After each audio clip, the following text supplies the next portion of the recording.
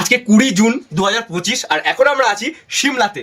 আর আমরা এখন সিমলা থেকে বেরিয়ে যাব ভারতবর্ষের শেষ গ্রাম চিতকুল। সিমলাতে আমরা হোটেল সিঙ্গারে ছিলাম, যার রুমের ট্যারিফ হচ্ছে 3,500 টাকা পার ডে। এটি সিমলা মেলের একদম কাছে অবস্থিত। গতকাল আমরা এয়ার ইন্ডিয়া ফ্লাইট ধরে সরাসরি কলকাতা থেকে চণ্ডীগড় অবধি এবং তারপর চণ্ডীগড় থেকে একটা গাড়ি বুক করে সিমলায় ঢুকেছিলাম। সিমলা মেলে আমাদের খুবই একজন ভালো ড্রাইভারের সাথে আলাপ হলো, যাকে আমরা আমাদের এন্টায়ার স্পিতি ভ্যালি সার্কিটের জন্য ঠিক করেছিলাম। গাড়ি ভাড়া পড়েছিল 35,000 ফর 8 নাইটস। আমাদের প্রথম দিনের গন্তব্য হচ্ছে চিতকুল।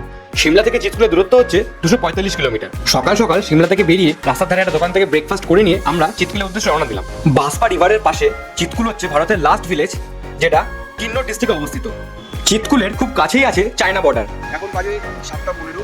অবশেষে সিমলা থেকে 245 কিলোমিটার জার্নি করে আমরা এখন এসে পৌঁছেছি চিতকুল। আর চিতকুল এই মুহূর্তে আমরা যেখানে আছি না, সেটা হচ্ছে হিমালয়ান ট্রাইব অ্যাডভেঞ্চার ক্যাম্প, একদম নদীর সামনে।